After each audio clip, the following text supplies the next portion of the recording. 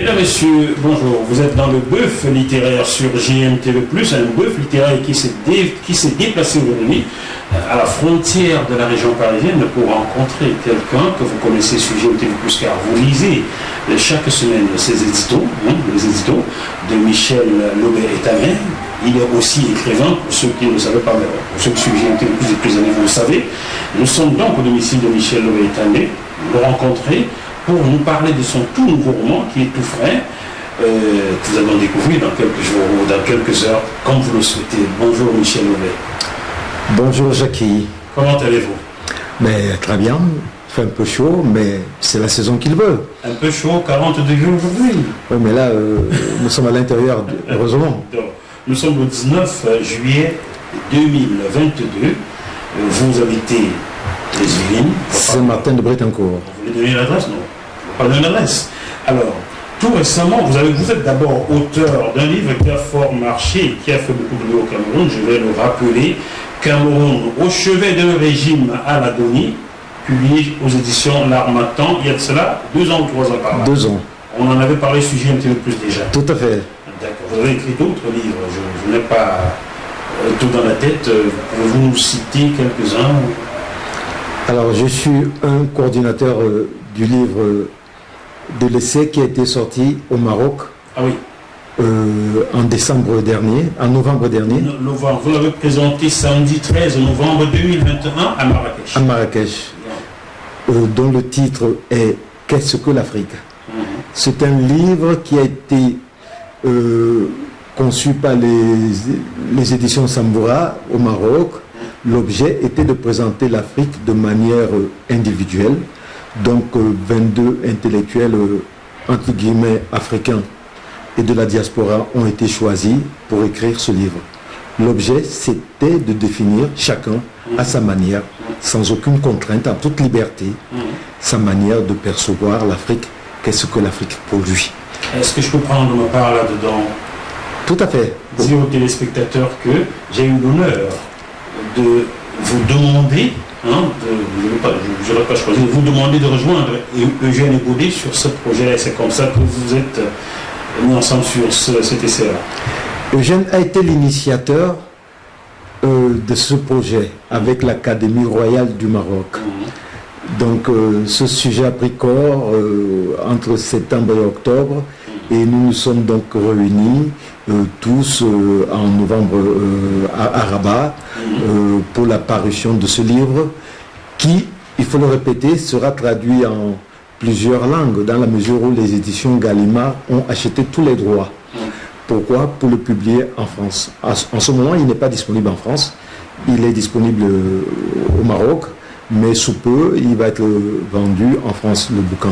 Mais ce qui est disponible en France, c'est Sous le regard de Kédi, qui est votre nouveau roman. Voilà, il est paru quand? Sous le regard de Kédi est paru en novembre 2021. C'est tout frais. C'est tout frais, c'est tout frais. Je n'ai même pas encore inauguré la journée de dédicace. Je dois le faire au mois de septembre. Très bien. Nous allons donc lever nos verres pour saluer la parution de ce nouveau roman Sous le regard de Kédi. Voilà. À votre santé, vous qui êtes à la maison. Voilà. Bon. Ah, il est trop bon. Très bon. Alors, sous le regard de Kédi, je vais me permettre de lire la 4e couverture de l'eau. Je vous en prie, monsieur. De l'eau à la bouche des téléspectateurs de GMTV+. Sous le regard de Kédi. Michel et Elisa sont ensemble depuis 7 ans lorsque les vicissitudes de la vie viennent briser ce bonheur que le couple croyait inébranlable. Alors que tout semblait leur sourire, Elisa demande le divorce. Elle évoque la santé fragile de leur fille Kédi, souffrant d'asthme, à qui l'air pollué de Paris ne convient pas. Mais ce n'est qu'un prétexte. En réalité, au cours d'un séminaire, Elisa retrouve Antoinette, une amie avec laquelle elle eut une idylle autrefois. C'est le coup de foudre. À son retour, la jeune femme n'est plus la même et le couple vacille. Ils se séparent. Et Elisa commence alors une nouvelle vie avec Antoinette à Toulouse. Michel Lobé, Nous sommes, on va dire que c'est dans l'air du temps, hein, le genre en France. Ces livres touchent cette question-là directement. Pourquoi avoir eu envie d'écrire sur un sujet d'actualité, écrire un roman sur un sujet d'actualité? D'abord parce que je m'accroche à l'actualité. Je m'accroche à mon époque. Aujourd'hui, il faut avoir le courage d'aborder les problèmes, d'y apporter des solutions et voir comment on peut vivre dans une société en levant tous les tabous possibles.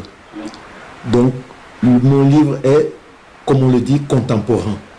C'est-à-dire qu'il est calqué sur le mode de vie dans lequel nous vivons, dans une société où de plus en plus les routes sont éclairées et où on doit avoir le courage de reconnaître la différence et d'aimer les gens malgré les différences qui peuvent exister entre les hommes et les femmes ou la société en général.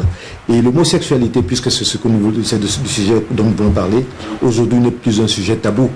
Je crois qu'on doit avoir le courage de reconnaître. En France? Dans le monde occidental plutôt. Dans le monde occidental. Et quand je dis le monde occidental, ce n'est pas tout le monde occidental. Mais globalement, on peut reconnaître que le monde occidental a levé le tabou. Donc c'est un sujet qui m'a paru non seulement passionnant, mais en même temps passionnel. Pourquoi? Parce que il permet de voir que l'amour peut exister entre des êtres qui ne sont pas du même sexe. Là, vous allez plaire à beaucoup de personnes en France. Là. Je sais que c'est pas le but. Je ne sais pas, je ne sais pas ce que je recherche. C'est pas l'objet même du livre. En fait, c'est un bonheur qui se brise. C'est l'occasion pour moi de dire que le bonheur n'est pas toujours là où on l'attend. Et quand il arrive quand on ne l'attend pas. Et en même temps, il s'en va aussi comme de manière très évanescente. Au moment où on se dit, on le tient à la main. Donc la fragilité du bonheur, la fragilité de l'amour sont des éléments pour lesquels nous nous attachons très peu, jusqu'au moment où nous sommes nous-mêmes frappés. Et c'est à ce stade que nous réalisons que nous vivons dans un monde d'une extrême fragilité, où rien n'est acquis. Comme disait Feu Charles Aznavour, le bonheur est fragile, tout s'en va, tout se meurt, et quelquefois on sent en soi s'installer la peur. C'est très beau, c'est très bien dit.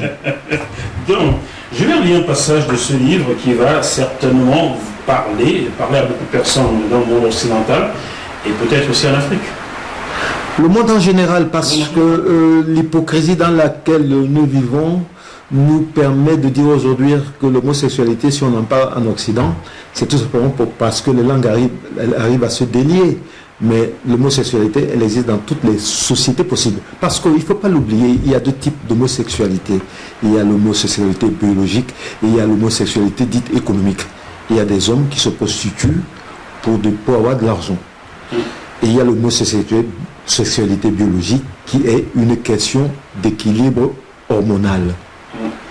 Pourquoi un équilibre? Parce que les hommes ont des hormones mâles dominants dont ils réagissent en hommes. Les femmes ont des hormones femelles dominants et... Vous voulez dire, là vous avez inverti, vous voulez dire les hommes ont des hormones... mâles dominants, ils sont des hormones. Et les femmes ont des hormones femelles dominants et elles sont des femmes. Mais il arrive qu'il y ait des déséquilibres dans ce processus hormonal. Donc c'est ce déséquilibre qui fait qu'un homme qui a des hormones femelles dominants bascule à l'homosexualité. Il aime les gens de son genre. Et vice-versa au niveau des femmes. Également. Tout à fait. Vous comprenez, chers téléspectateurs, pour ceux qui nous suivent d'Afrique ou dans le monde entier, car j'ai plus suivi dans le monde entier, pour ceux qui s'expriment en langue française, l'homosexualité est aussi quelque chose de naturel. Tout à fait. C'est ce que j'essaie de faire comprendre aux gens. Et qu'il ne faut pas le combattre par la violence ou par le rejet ou par des actes qui sortent qui sortent de l'ordinaire, quoi. Il faut savoir comprendre ce que c'est. Mais par contre, je parlais bien de l'homosexualité économique. Là, c'est un phénomène viscéral, c'est-à-dire que c'est le chemin de la facilité quand on veut gagner de l'argent. Alors ça rentre dans le cadre de la prostitution. Et les hommes qui se prostituent parce qu'ils veulent de l'argent, ils ont choisi le chemin le plus court pour obtenir de l'argent, alors qu'ils peuvent gagner de l'argent en travaillant en toute honnêteté. Mais ils vous répondront que c'est aussi du travail. Hein. C'est le plus vieux métier du monde, nous le savons tous. Mais je crois que nous avons besoin dans la vie d'avoir une certaine éthique. Cette éthique nous conduit à respecter le genre que nous représentons. Un homme est un homme. Il se marie à une femme. Une femme est une femme, elle se marie à un homme. Elle se marie à un homme. Et si... s'il y a un déséquilibre hormonal, s'il y a un déséquilibre hormonal, quelquefois aussi il y a ce qu'on appelle des coming out. Il y a des gens qui le sont sans le savoir. Et un jour ça peut arriver. Et quand la situation n'est plus tenable, on appelle ça dans le jargon anglo-saxon un coming out. C'est une forme de liberté. Je ne dis pas de liberté, mais de libéralisation de tout le mal qu'on a en soi et qu'un jour on voudrait voir, qu'on voudrait extirper de soi. On se libère et on dit, on affiche son appartenance. Et c'est cette problématique sociétale, mondiale, que traite en partie ce roman sous le regard de Kédi. Ce n'est qu'une infime partie, parce qu'en fait, sous le regard de Kédi est une histoire d'amour entre un homme et une femme. C'est un couple mixte. Au départ. Ouais, c'est un couple mixte, un étudiant qui termine ses études, qui vient d'Afrique, qui travaille, et un jour il rencontre une demoiselle dans un anniversaire où un collègue de bureau l'a invité, et au cours de cet anniversaire, il rencontre cette fille, et ils s'échangent leur adresse, et ils découvrent... Cette fille, c'est Elisa? Elisa, exactement. Elisa, ils découvrent, ils se fréquentent, et ils découvrent qu'ils peuvent vivre ensemble, qu'ils sont amoureux l'un de l'autre. Oui. C'est donc cette Elisa avec qui il va avoir une petite fille qui demain retrouvera Antoinette avec qui elle a eu une histoire éphémère autrefois. Exactement.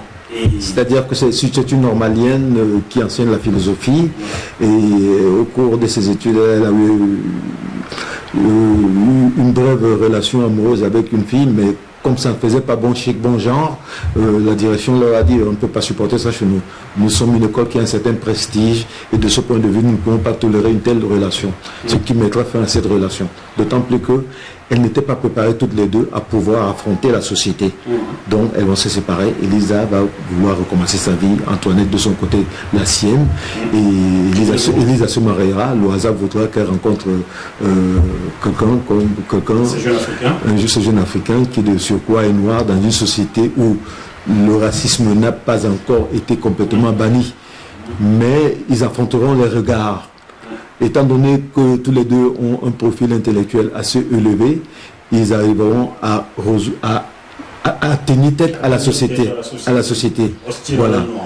Donc le dialogue entre tous les deux sera très enrichissant. Ils vont apprendre à se découvrir, à voir le monde autrement que celui qu'on leur a présenté à travers les schémas bien dessinés d'une Afrique où on retrouve les animaux et les individus.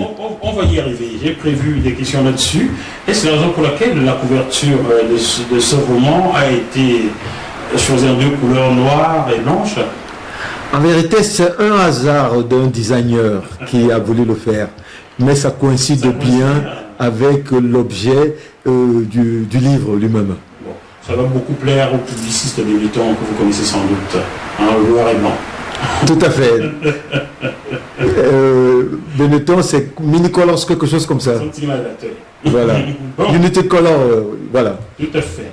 Alors, Elisa va certainement découvrir une autre Afrique que celle que le média mainstream et la société française lui présente depuis qu'elle est enfant, certainement à travers son conjoint qui est d'origine africaine, mais plus tard à travers son oncle Dédé.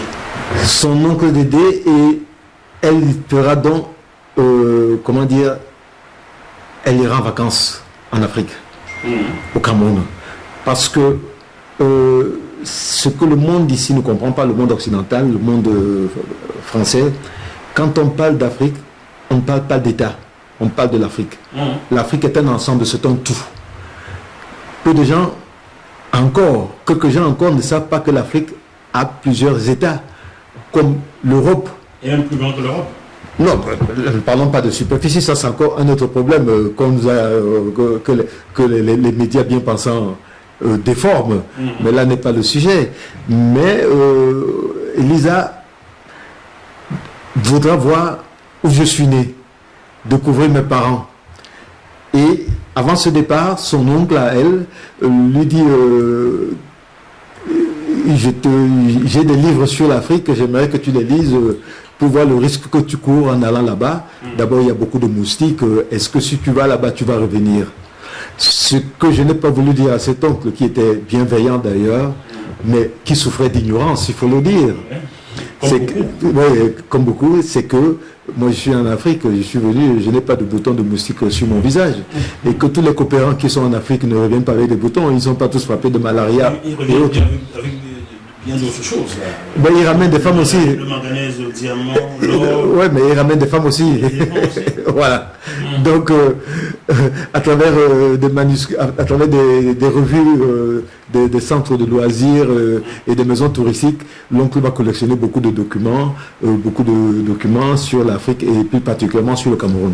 On choisira donc une date pour aller au Cameroun et aller effectuer un voyage touristique au nord du Cameroun, dans la ferme de Ouaza. Je vais lire un paragraphe qui va un peu vous expliquer, chez les téléspectateurs, ce que vit la pauvre Elisa. Donc, en matière d'ignorance, on va dire deux paragraphes. Page 111, vous lirez ceci par exemple. Elisa ignorait que l'Afrique avait sa propre histoire, ses écritures, ses conquêtes, mais aussi ses traditions farouches. En France, aucun manuel scolaire n'évoquait les périodes chevaleresques de notre continent, donc du continent noir. Elle m'écoutait, on écoutait l'auteur, ou bien son oncle, l'un ou l'autre. Elle m'écoutait avec une attention particulière, sans jamais m'interrompre. Elle apprenait et mémorisait tout ce que je lui disais sur ma famille, mes amis d'enfance, mes parents et mes premières heures au jardin d'enfants. Page 188, on retrouve également un paragraphe qui ressemble, qui est similaire au premier que j'ai lu. Elisa n'esquivait pas mes questions.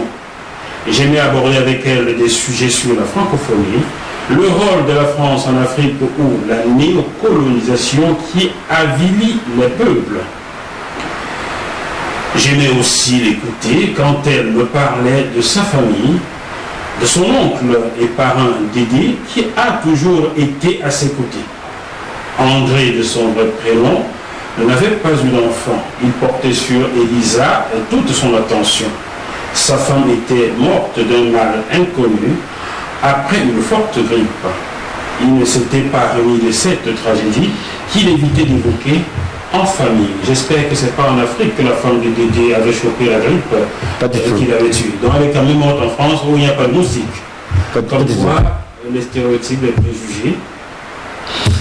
Mais c'est pour ça que j'ai le plaisir de présenter ce bouquin à tous les lecteurs, surtout en Occident, où on a une idée très bridée. On a des stéréotypes qui nous présentent l'Afrique comme étant un continent où il n'existe pas de règles, où les gens n'ont pas cette dimension intellectuelle qui leur permet de distinguer ce qui est bon et ce qui n'est pas bon pour eux. Nous vivons dans une société en Afrique qui n'a rien à envier au monde occidental. Les gens sont heureux. D'abord, ça se voit à travers nous-mêmes. Si nous n'avions pas été élevés dans cette Afrique, nous ne serions pas en mesure de présenter des livres de ce genre qui ne sont pas des caricatures de notre culture ni de notre civilisation, mais qui sont des exemples vivants du monde dans lequel nous avons une appartenance et une appartenance à vie. Parce que cette Afrique qui n'est pas édulcorée, cette Afrique qui est vraie, qui est naturelle, a vu beaucoup de ses enfants sortir de ce continent pour aller combattre aux côtés des Français pour libérer cette France. Et l'histoire en cours aujourd'hui ne l'explique pas. D'ailleurs, le capitaine Charles Borromé Tchoréré, qui fut le premier officier noir de la un Gabonais qui a vécu au Cameroun à Douala, sa maman est enterrée au Cameroun, il faut le savoir. Personne n'en parle en France. J'ai fait un documentaire dessus qui a choqué les autorités consulaires ou bien diplomatiques français à Libreville Donc on ne comprend pas pourquoi on ne parle pas de cet officier qui a formé le tirage sénégalais à Kati au Mali et qui a aussi formé des officiers français à Fréjus en France. Donc vous faites bien d'évoquer cela, Michel Levet. Alors Elisa, à travers ce voyage en Afrique, va amener tous les outils techniques pour filmer, pour photographier. Elle va ramener un documentaire. Alors la partie la plus amusante dans tout cela, c'est le retour après ses vacances. Et quand on intègre la famille à Flers, en Normandie, on fait donc dérouler le film des vacances. Alors là, Dédé qui regarde. D'abord, Élise est revenue, elle n'avait aucun bouton sur elle. Et c'est moustique. Vous savez, nous avons des moustiquaires aussi. Donc on évite ça, mais dans la journée, il n'y a pas de moustiques. Et qu'est-ce que vous mangez? Ben, on a tout ce qu'il faut. D'ailleurs, Elisa se gavait de fruits. Elle a découvert des avocats d'un tel charme. Les mangues, les vrais ananas, les bio. Voilà, les bananes, tout ça, sans compter la cuisine locale. Parce que de ce point de vue, ma maman en est une experte. Votre maman, elle a découvert voilà, elle a découvert le poisson braisé. Ah bah oui. Elle a découvert notre plat local qui est le ndolé, qu'elle a adoré. Et que d'ici Amy aussi, elle était heureuse. Elle était heureuse de découvrir sa grand-mère noire, parce qu'elle ne connaissait que ses grands-parents blancs. Alors là, elle était heureuse dans la mesure où elle disait, ma tata. En plus, elle se disait, mais comment elle est cette grand-mère-là? Je lui dis, mais elle est comme moi, comme ton papa, elle est noire. Tu vois? Et le monde s'est éclairci pour Kédi. Mais il s'est encore plus éclairci pour Elisa, qui découvrait une civilisation qui n'avait rien à voir. Qui découvrait quelque chose qu'on lui a toujours caché. Voilà. On a été chez des amis, on a voyagé. Au départ, son oncle nous disait, mais quand vous irez de Douala à Yaoundé, de Yaoundé à Garoua, vous allez voyager comment? Je lui ai fait comprendre que nous avons une société d'aviation, la Cameroun Airlines. Les avions, ça roule tous les jours. Donc, et j'ai insisté pour qu'on aille en train de Douala à Yaoundé. Pourquoi? Parce que je voulais lui faire voir le chemin de fer qui menait à mon collège, c'est-à-dire le collège Sacré-Cœur de Makak, où j'avais été formé. Et en approchant Makak, je lui ai fait voir le collège de loin, parce qu'on ne pouvait pas descendre. Et je dis, tu vois ces grands bâtiments blancs qui sont au fond là, c'est là que j'ai été formé. Et tout ce que je suis aujourd'hui, je le dois à ce collège, avec les missionnaires qui nous ont formés. Elle était étonnée. Et Lisa était aux anges. Et Kédi regardait tout cela. Au départ, elle aimait quand on s'arrêtait au niveau des gares et quand on vendait des œufs, des ananas, des goyabes, tous les fruits du monde, elle voulait tout manger. Je lui disais, ne mange pas, tu ne peux pas tout manger. Alors papa, tu m'emballes quelques trucs, tout ça. Ça a été un voyage formidable et pour Kédi, ça a été un enrichissement. Elle a vu une autre Afrique. Ceci me donne l'idée de saluer quelqu'un que vous gagnerez à rencontrer, Gérard André Capolino, qui était professeur à l'Université de la Somme et qui a implémenté le génie mécanique à Polytechnique au Cameroun en 1976. Ouais. Il m'a contacté, il était dans le bœuf bourguignon il y a 2 ans et il m'avait dit surtout, je ne veux pas manger du bœuf bourguignon, mais je veux manger du ndolé. Alors, chers téléspectateurs, regardez cette émission sur gmtvplus.com, Gérard André Capolino qui mange du ndolé. Il en raffole. Donc, vous, Elisa et Kédi, vous leur avez servi ce bon ndolé de Douala du Cameroun. Ce légume qui aujourd'hui n'a plus à faire ses preuves, puisqu'on peut le retrouver dans toutes les restaurations africaines en Occident. Tout à fait. Voilà. Tout à fait. Sous le regard de Kédi, je vous dis sous le regard émerveillé de Kédi, si on me demandait mon avis, la petite Kédi est repartie plus riche, repartie d'Afrique plus riche que... Elle était bien malheureuse à la fin de ses vacances parce que nous n'avions que 2 semaines. Et vous savez, quand on découvre un autre univers que le sien, 2 semaines, c'est très court. D'autant plus qu'on a passé 1 semaine à Ouaza, où elle a découvert le parc de Ouaza, où elle a vu des lions vivants, des phacochères, des gorilles, des girafes, des oiseaux de toutes les couleurs. Elle était émerveillée. Elle était émerveillée d'entendre les cris des pintades qui le matin nous réveillaient dans nos bungalows. Alors dans les bungalows où nous étions, et comme c'était les périodes de Noël, nous avons eu l'occasion de fréquenter ou de partager le bungalow avec des couples européens. Il y avait des Belges.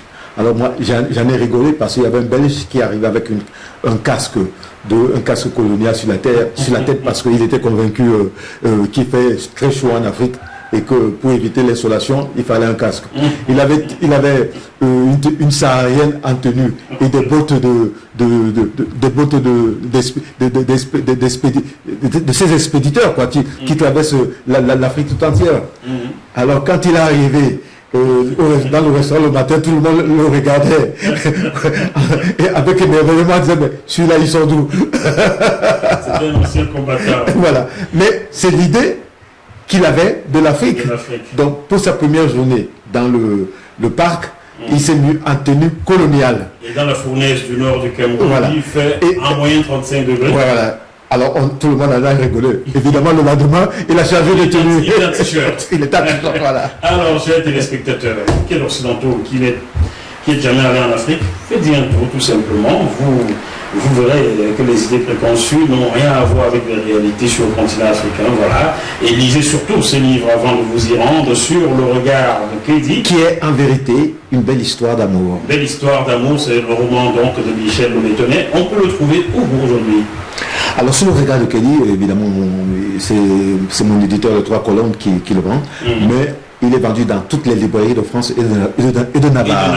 Il faut le préciser. Donc généralement, on peut le commander sur Amazon, on peut le commander dans toutes les librairies du quartier, il suffit de le commander, et on l'a au bout de 2 jours. On peut l'acheter aussi en direct à la FNAC. Donc c'est un roman qu'on trouve partout et qui commence déjà à connaître un certain succès. Et je voudrais avoir l'honneur de dire qu'il a été sélectionné parmi les livres des auteurs francophones pour la grande bibliothèque américaine qui est située à Miami aux États-Unis. Le regard de Kédi est en vente actuellement là-bas. En ce moment là-bas. Voilà. Et ils ont fait une campagne publicitaire pour ça d'ailleurs. Vous m'avez envoyé une vidéo là-dessus. Donc voilà. Je peux en témoigner car j'ai reçu la vidéo. Voilà, Michel Louis-Tonnet, mais on ne peut pas tout dire. Vous voulez tout savoir, lisez ce roman qui en même temps vous permettra de comprendre certaines problématiques comme le genre, comprendre la colonisation, la néocolonisation, les idées préconçues. Bref, c'est un roman. Et de découvrir l'Afrique dans sa dimension réelle, où les gens vivent en harmonie, contrairement à ce qu'on peut penser. Une Afrique riche par sa population déjà, et pas que. Riche par sa diversité, riche par sa culture, surtout sa culture. Parce que Elisa m'a fait la surprise un jour de se rendre à Paris, afin de découvrir à Paris une librairie où elle a découvert des auteurs dont on ne parle pas, mais qui sont les meilleurs. Elle a découvert par exemple Camara Lai dans L'Enfant Noir. Elle a découvert Mongo Betty, elle a découvert Ferdinand Oyono, Léopold Senghor, Léopold Sédar Senghor, et tous ces auteurs africains, Yambo Oualogen qui a été prix Renaudot, il ne faut pas l'oublier. Et donc, j'ai été moi-même surpris quand je rentrais à la maison le soir de voir sur notre bibliothèque, dans notre bibliothèque, ces bouquins qu'Elisa prenait le malin plaisir d'aller acheter et qu'elle lisait entièrement. Et quand elle avait fini un bouquin, c'était pour moi, je ne dirais pas un passage chez moi, mais je ne dirais pas un calvaire non plus. Mais c'était une journée d'interrogation. Il fallait qu'elle interroge partout. Et il fallait que je dise que Camara Lai est de l'Afrique de l'Ouest, c'est-à-dire de Guinée. Et que si là-bas on mange le mil, nous en Afrique centrale on ne mange pas le mil. On mange. On mange quand même dans le nord du Cameroun. Dans le nord du Cameroun. Mais je parle de l'Afrique centrale. Voilà. Nous, dans le sud, nous les Bantous, nous mangeons le manioc, le macabo, les plantains, le maïs. Et nous n'avons pas besoin de prendre la bouillie de mil le matin pour aller à l'école. Nous avons de la bouillie aussi. Mais seulement la bouillie de maïs et la bouillie de manioc également. Le manioc également, en effet. Voilà. Donc, nous n'avons pas la même culture. Nous n'avons pas la même culture, mais nous formons tous un même peuple. Et avec cette diversité, il y a une très grande richesse culturelle. Ne serait-ce qu'en termes de dialectique, en termes de physique même. Il y a beaucoup de différences. Et tout cela, c'est conditionné par l'alimentation que nous avons. Sous le regard de Kédi, nouveau roman de Michel Lobé-Tamé, édité aux éditions Les Trois Colonnes, que vous pouvez retrouver dans toutes les librairies de France et de Navarre, que vous pouvez commander sur Amazon et le recevoir au bout de quelques jours, moins d'une semaine, je pense bien. Hein. Très rapide, 2 jours. Très rapidement. La FNAC, pareil, 2 jours. À la FNAC également. Vous êtes en Afrique, vous demandez comment commander. Il suffit d'aller sur le site internet www.les3colonnes avec s.com. Vous demandez.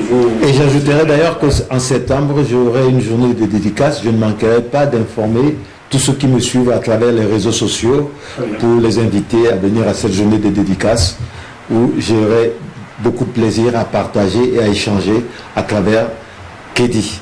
Et GMTV Plus, votre média sera présent. Voilà, merci beaucoup Michel Lobé-Tamé pour cette richesse intellectuelle que vous venez de commettre une fois de plus.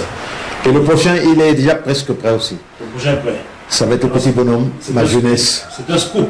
Donc le prochain est déjà prêt, mais on parlera d'abord sous le regard de Kédi. Exactement. Voilà. Chers téléspectateurs, j'espère que ce programme court vous a plu. On se retrouve sur ce même média avec d'autres invités dans quelques jours. Je suis là, malgré la situation compliquée dans le monde entier. Gardons comme la banane. À bientôt. Bye bye. Au revoir et merci.